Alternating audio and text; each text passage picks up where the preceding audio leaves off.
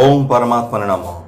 শুনছেন শ্রীমদ্ ভাগবত পাঠ মাহাত্ম্য। শ্রীমদ্ ভাগবত গীতার দ্বিতীয় অধ্যায় সাংখ্যযোগ। সঞ্জয় উবাচ তং তথা কৃপয়াবিষ্টম মশ্রু পূর্ণাকুলক্ষণম বিষীদন্তমিদং বাক্যমুবাচ মধুসূদনা। সঞ্জয় বললেন, অর্জুন এভাবে অনুতপ্ত ও ব্যাকুল ও অশ্রুসিক্ত দেখে কৃপায় আদিষ্ট হয়ে মধুসূদন শ্রীকৃষ্ণ এই কথাগুলি বললেন। শ্রী ভগবান বাচ কুতস্থা কস্মলমিদং বিষমে সমুপস্থিতম অনার্যজুষ্টম সর্গম কীর্তি করোমর্জুন। প্রিয় অর্জুন, এই ঘোর সংকটময় যুদ্ধের স্থলে যারা জীবনে প্রকৃত মূল্য বোঝে না, সেই সব অনার্যের মতো শোকনল তোমার হৃদয় কিভাবে প্রজ্বলিত হলো? এই ধরনের মনোভাব তোমাকে স্বর্গলোকে উন্নীত করবে না, প্রক্ষান্তরে তোমাকে তোমার সমস্ত যশরাশি বিনষ্ট করবে। ক্লৈবং মাস্মাহ গম পার্থ নৈতত্তয়ুপপদ্যতে ক্ষুদ্রং হৃদয় দুর্বলং তত্ত্ব তিষ্ঠ পরং তপা। পার্থ, এই সম্মান হানিকর ক্লৈবের বশবর্তী হইও না। এই ধরনের আচরণ তোমার পক্ষে অনুচিত। হে পরম তপ, হৃদয়ের এই ক্ষুদ্র দুর্বলতা পরিত্যাগ করে উঠে দাঁড়াও। অর্জুন বাচ কথং ভীষ্মহং সংখ্যে দ্রোণং চ মধুসূদনং ইষুভি প্রতিশোধ স্বামী পূজ্যার ভাব ঋষুদনা। অর্জুন বললেন, হে অরিসুদন, হে মধুসূদন, এই যুদ্ধক্ষেত্রে ভীষ্ম ও দ্রোণের মতো পরম পূজনীয় ব্যক্তিদের কেমন করে আমি বাণের দ্বারা প্রতিদ্বন্দ্বিতা করব? গুরুণ হত্যা হি মহানুভাবান শ্রেয় ভক্তুম ভৈক্ষম্যপিহা লোকে হত্যার্থ কামাংশু গুরু নিহৈবা ভুঞ্জীয় ভোগান রুধিত প্রদিধ্যান। আমার মহানুভব শিক্ষা গুরুদের জীবন হানি করে এই জগৎ ভোগ করার থেকে বরং ভিক্ষা করে জীবন ধারণ করা ভালো। তারা পার্থিব বস্তুর অভিলাষী হলেও আমার গুরুজন।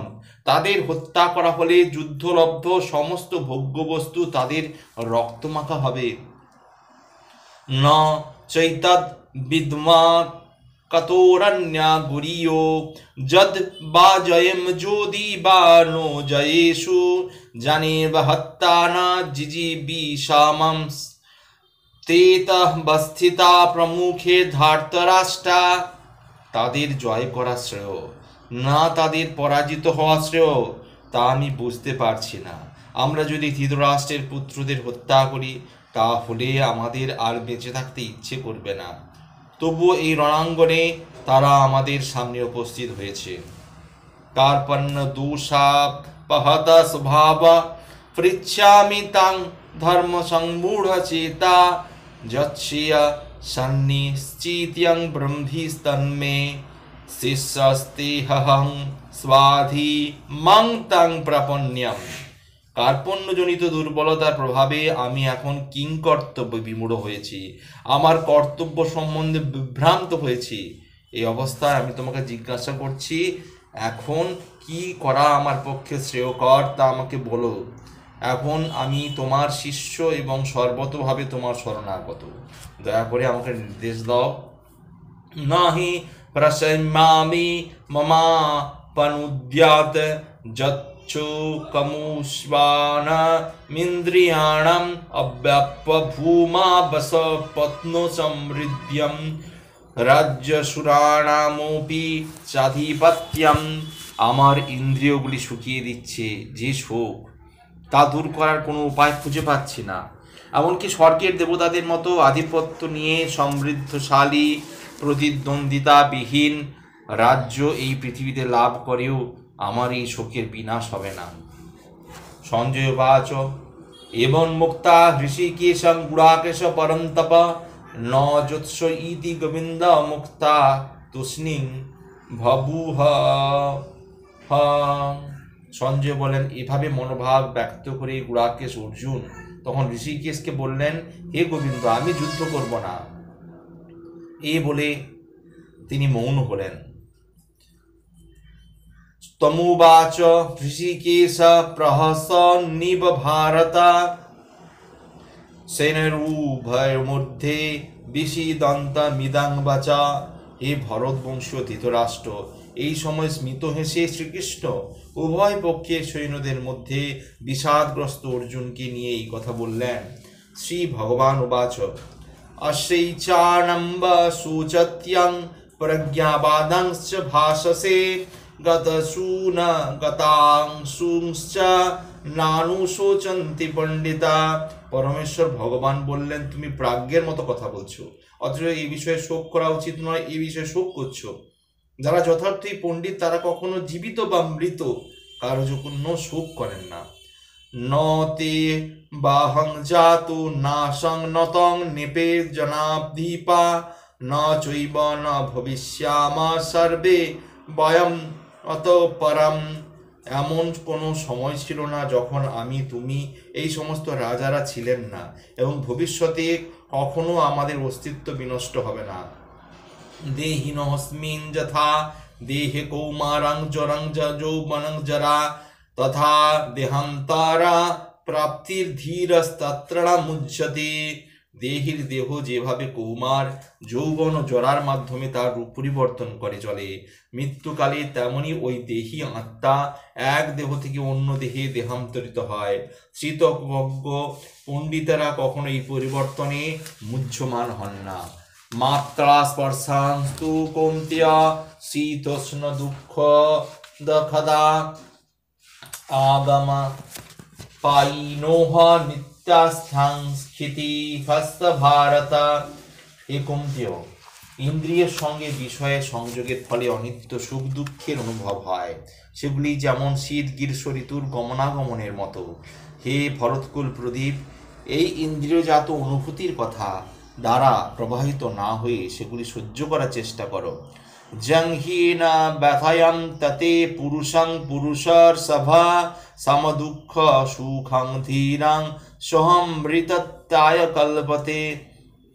যে জ্ঞানী ব্যক্তি সুখ দুঃখকে সমান জ্ঞান করেন, শীত উষ্ণ আদি দ্বন্দ্বে বিচলিত হন না, তিনি মুক্তি লাভের প্রকৃত অধিকারী। না শত বিদ্যতু ভাব না ভাব বিদ্যতে সতা উভয়োরূপী দৃষ্ট হন্তস্তা নয়োস্তত্যাদর্শিভি।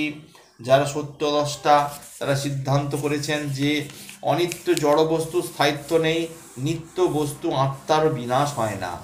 তাই তারা প্রকৃতই যথার্থ স্বরূপ উপলব্ধি করে এই সিদ্ধান্তে উপনীত হয়েছেন। অবিনাশী তু তদ্বিতি যেন সর্বমিদং ততম বিনাশম বয়সাস্য ন কশ্চিৎ কতুর্মহিতি। যে সমগ্র শরীর পরিব্রাপ্ত হয়েছে তাকে তুমি অবিনাশী বলে জানবে। সেই অব্যয় আত্মাকে কেউ বিনাশ করতে সক্ষম নয়। অন্তবন্ত ইমে দেহা নিত্যসপ্তা শরীরিণা অনাশীনো প্রয়েমস্য তস্মাৎ যুদ্ধস্য ভারত। অবিনাশী অপরিমেয় শাশ্বত আত্মার জড়দেহ নিঃসন্দেহে বিনাশশীল। অতএব হে ভারত, তুমি শাস্ত্রবিহিত স্বধর্ম পরিত্যাগ করে না করে যুদ্ধ করো। য এনং বেত্তি হন্তারং যস্নৈনং মন্নতে হতম উভয়তো ন বিজানীতো ন্যায়ং হন্তি ন হন্নতে ন জায়তে নিম্রতে বা কদাচিন ন্যায়ং ভূত্যা ভবিত বা ন ভূয়া अजो नित्य शाश्वतो हयं पुराण न हन्नते हन्नमाने शरीरे। আত্মার কখনো জন্ম হয় না বা মৃত্যু হয় না, পুনঃ পুনঃ তার উৎপত্তি বা বৃদ্ধি হয় না। তিনি জন্মরহিত, শাশ্বত, নিত্য, পুরাতন হলেও চির নবীন। শরীর নষ্ট হলেও আত্মা কখনো বিনষ্ট হয় না। বেদা বিনাশীনং নিত্যং য এনাম যমব্যয়ম কথংস পুরুষ পার্থ কং ঘাতয়তি হন্তিকম। হে পার্থ, আত্মাকে অবিনাশী, শাশ্বত, জন্মরহিত, অক্ষয় বলে জানেন যিনি, তিনি কিভাবে কাউকে হত্যা করতে বা হত্যা করাতে পারেন। বাসাংসি জীর্ণানি যথা বিহায় নবানি গৃধ্যানি নরোপোহ পরানি তথা শরীরানি বিহায় জীর্ণান্যান্যানি সংজাতি নবানি দেহি।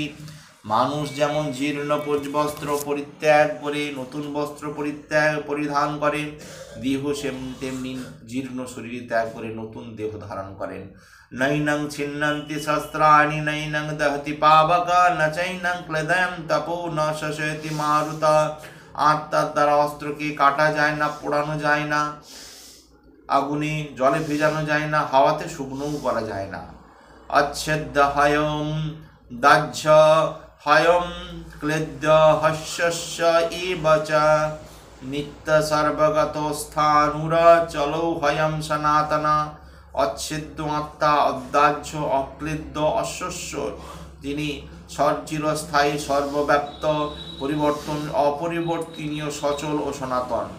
অব্যক্ত হয়ম চিন্তা হয়ম বিকার্য হয়মচ্যুতে তস্মাদেবং বিদিত্যৈনং চানুম শুচিতমূর্হসি।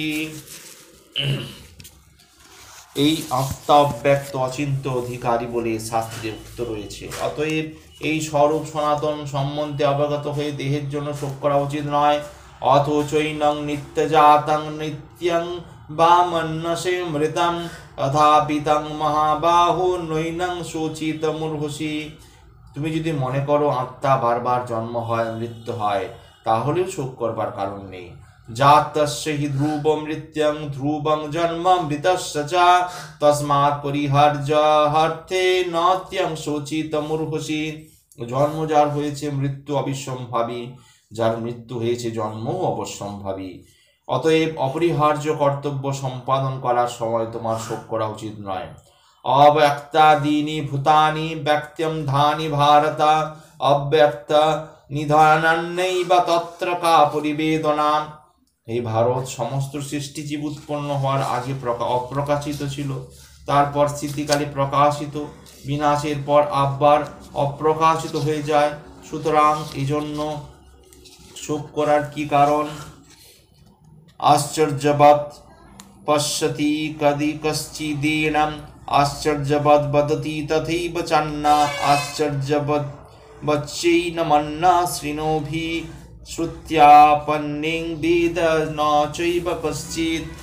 কেউ এই আত্মাকে আশ্চর্যবোধ দর্শন করেন, কেউ আশ্চর্য বর্ণনা করেন, কেউ আশ্চর্য জ্ঞানের শ্রবণ করেন, আবার কেউ তাকে বুঝতেও পারেন না। দেহি নিত্যম বধূ হয়ং দেহে সর্বস্ব ভারত তস্মাৎ সর্বাণি ভূতানি ন তং শুচিতমূর্হসি।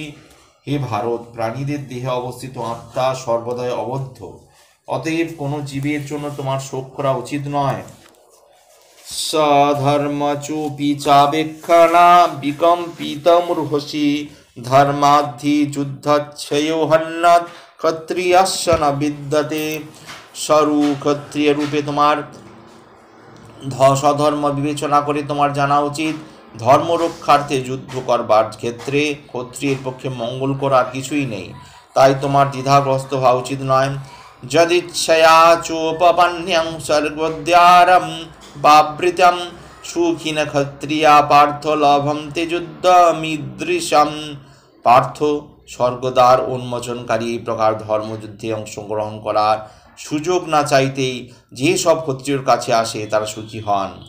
অথচিত্তম ইয়ং ধর্মং সংগ্রামং ন করিষ্যসি তত সধর্মং কীর্তিং চ হিত্যা পাপমাবস্যসি। তুমি যদি ধর্মযুদ্ধ না করো, তোমার স্বীয় কর্ম কীর্তি থেকে ভ্রষ্ট হয়ে পাপ ভোগ করবে। অকীর্তিং চাপি ভূতানি কথয়িষ্যন্তি তেহ বয়ম সম্ভবি তস্য চাকীর্তি মরণ দ্বিতীয় চিরতে। সমস্ত লোক তোমার কীর্তি কাহিনীর কথা বলবে। যে কোনো মর্যাদাবান লোকের পক্ষেই এই অসম্মান মৃত্যু অপেক্ষাও অধিকতর মন্দ। ভয়াদরণদূপতরং মস্যন্তে তাং মহারথা শেষাং যতং বহুমত ভূত্যা যস্যসি লাঘবম। যে সমস্ত মহারথীরা মনে করেন তুমি ভয় পেয়ে যুদ্ধক্ষেত্র পরিত্যাগ করেছ, তুমি যাদের কাছে সম্মানিত ছিলে তারাই তুচ্ছ তাচ্ছিল্য করবে। অবাচ্য বাদাংশ বহুন বিশস্বন্তি তবাহিতা নিন্দন্তস্তব সামর্থ্যং তত দুঃখতরম নুকিম। যে শত্রুতা তোমার সামর্থ্যে নিন্দা করে, বহু অকথ্য কথা বলবে, তার চেয়ে অধিকতর দুঃখদায়ক তোমার পক্ষে আর কি হতে পারে। হতো বা প্রাপ্স্যসি স্বর্গং দ্বিতীয়া বা ভোগস্যে মহিম তস্মাদুত্তিষ্ঠ কুন্তেয় যুদ্ধায় কৃত নিশ্চয়া। হে কুন্তিপুত্র, যুদ্ধে নিহত হলে তুমি স্বর্গ লাভ করবে, আর জয়ী হলে পৃথিবী ভোগ করবে। অতএব যুদ্ধের জন্য দৃঢ় সংকল্প হয়ে উত্থিত হও। সুখ দুঃখে সমাকৃত্যা লাভ লাভৌ জয়া জয়ৌ তৎ যুদ্ধায় যুদ্ধস্য নৈবং পাপম বাপ্স্যসি। সুখ দুঃখ লাভ ক্ষতি জয় পরাজয়কে সম্মান করে তুমি যুদ্ধে নিমিত যুদ্ধ করো, তাহলে তোমাকে পাপভাগী হতে হবে না। এষা তেহ বিহিতা সাংখ্যে বুদ্ধির যোগে তিমাং শৃণু বুদ্ধ্যা যুক্ত জয়া পার্থ কর্মবন্ধং প্রহাস্পতি। তোমাকে সাংখ্যযোগের কথা বললাম, এখন ভক্তিযোগ সমৃদ্ধিনী বুদ্ধির কথা শ্রবণ করো, যার দ্বারা তুমি কর্মবন্ধন থেকে মুক্ত হতে পারবে। নেহা বিক্রমণাসোহন্তি প্রত্যবায়ন বিদ্যতে সপ্লম বৎস ধর্মস্য ত্রায়তে মহৎ ভয়াদ। ভক্তিযোগের অনুসরণ দ্বারা করেও ব্যর্থ হয় না, অতএব কোনো ক্ষয় নেই। তারপর অনুষ্ঠা তাকে সংসার রূপে মহাভয় থেকে পরিত্রাণ করে। ব্যবসায়িকা আত্মা বুদ্ধি কে রহ কুরুনন্দনা ভূশাখহনন্তশ্চ বুদ্ধয়ভ্য বসানিয়াম। যারা এই পদ অবলম্বন করে তাদের নিশ্চয়কা বুদ্ধি একনিষ্ঠ। হে কুরুনন্দন, অস্থির চিত্র সমাহকাম বুদ্ধিদের বহু শাখা বিশিষ্ট ও বহুমুখী জামিমাম পুষ্পিতাং বাচম প্রবোদ্যন্ত বিপোশ্চিতা বেদবাদরতা পার্থ নন্নদস্থিতিবাদিনাং ক্ষমাত্যান সর্গপরা জন্ম কর্ম ফলপ্রদাম প্রিয়া বিশেষ বহুলাং ভোগৈশ্বর্যগতিং প্রতি। বিবেক বর্জিত লোকেরাই বেদের পুষ্পিত বাক্যে আসক্ত হয়ে ভরপুর ভোগ উচ্চকুলে জন্ম ক্ষমতা লাভ সকাম কর্মকেই চরম উদ্দেশ্য বলে মনে করেন। ইন্দ্র সুখ ভোগ ঐশ্বর্যের প্রতি আকৃষ্ট হয়ে তারা বলে যে তার ঊর্ধ্বে আর কিছুই নেই। ভোগ ঐশ্বর্য প্রসক্তানাং তয়া প্রহিত চেতসাম ব্যবসায়িকা বুদ্ধি সমাধৌ ন বিধীয়তে। যারা ভোগ ঐশ্বর্যে একান্ত আসক্ত, সেই সমস্ত বিবেক বর্জিত মূঢ় ব্যক্তিদের বুদ্ধি সমাধি বা ভগবান একনিষ্ঠতা লাভ হয় না। ত্রৈগুণা বিষয়া বেদা নৈস্ত্রিগুণ ভবার্জুন নির্দ্বন্দ্বা নিত্য সস্তস্থ নির্নোগো নির্যোগো ক্ষেমাত্মবান। বেদে প্রধানত জড়া প্রকৃতির তিনটি গুণ সম্বন্ধে আলোচনা করা হয়েছে। হে অর্জুন, তুমি সেই গুণগুলিকে অতিক্রম করে নির্গুণ স্তরে অধিষ্ঠিত হও, সমস্ত দ্বন্দ্ব থেকে মুক্ত হয়, লাভ ক্ষতি আত্মরক্ষার দুশ্চিন্তা থেকে মুক্ত হয়ে আধ্যাত্ম চেতনায় প্রতিষ্ঠিত হও। জবানার্থ উপদ্যানে সর্বত্র সংপ্লুতোদকে তাবান সর্বেষু বেদেষু ব্রাহ্মণস্য বিজানতা। ক্ষুদ্র জলাশয়ে যে সমস্ত প্রয়োজন সাধিত হয় সেগুলি বৃহৎ জলাশয় থেকে আপনা হতেই সাধিত হয়ে যায়। তেমনি ভগবানের উপাসনার মাধ্যমে তিনি পরম ব্রহ্মের জ্ঞান লাভ করে সব কিছুর উদ্দেশ্য উপলব্ধি করেছেন। তার কাছে সমস্ত বেদের উদ্দেশ্য সাধিত হয়েছে। কর্মণ্যে বাধিকা রস্তে মা ফলেষু কদাচনা মা ফল কর্মার হেতুর্ভূমাতে সঙ্গহস্ত কর্মণি। স্বধর্ম বিহিত কর্মে তোমার অধিকার আছে, কিন্তু কোনো কর্মফলে তোমার অধিকার নেই। কখনো নিজেকে কর্মফলের হেতু বলে মনে করো না, কখনো স্বধর্ম আচরণ না করার প্রতি আসক্ত হয় না। যোগস্থ গুরু কর্মাণি সঙ্গং ত্যক্তা ধনঞ্জয়া সিদ্ধ সিদ্ধ সমভুক্তা সমস্তাং যোগ উচ্যতে। হে অর্জুন, ফলভোগের বাসনা পরিত্যাগ করে ভক্তি যোগস্থ হয়ে স্বধর্ম বিহিত কর্ম আচরণ করো। কর্মের সিদ্ধি ও অসিদ্ধি সম্বন্ধে যে সমবুদ্ধি তাকেই যোগ বলা হয়। দূরেন অবরং কর্ম বুদ্ধি যোগাম ধনৌ সঞ্জয়া বুদ্ধি শরণম নিচ্ছ কৃপয়া ফলোতেহ হেতব। হে ধনঞ্জয়, বুদ্ধিযোগ দ্বারা ভক্তির অনুসরণ করে সকাম ধর্ম থেকে দূরে থাকো। সেই সাধ চেতনায় প্রতিষ্ঠিত হয়ে ভগবানের শরণাগত হও, তাদের কর্মের ফল ভোগ করতে যায়। যারা তারা কৃপণ। বুদ্ধিযুক্ত জহাতি হ উভে সুকৃত দুষ্কৃতে তস্মাৎ যোগায় যুদ্ধস্য যোগ কর্মসু কৌশলম। যিনি ভবভক্তির অনুসরণ করেন তিনি এই জীবনে পাপ পুণ্যের উভয় থেকে মুক্ত হন। অতএব তুমি নিষ্কাম কর্মযোগের অনুষ্ঠান করো, সেটি হচ্ছে সর্বাঙ্গীন কর্মকৌশল। আজ এই পর্যন্তই। আগামী পর্বে দ্বিতীয় অধ্যায়ের অন্তিম অংশ শুনতে পাবেন। ভালো লাগলে অবশ্যই চ্যানেলটি সাবস্ক্রাইব করবেন ও পাশে থাকা বেল আইকন অবশ্যই ক্লিক করবেন। ওম পরমাত্মনে নমঃ।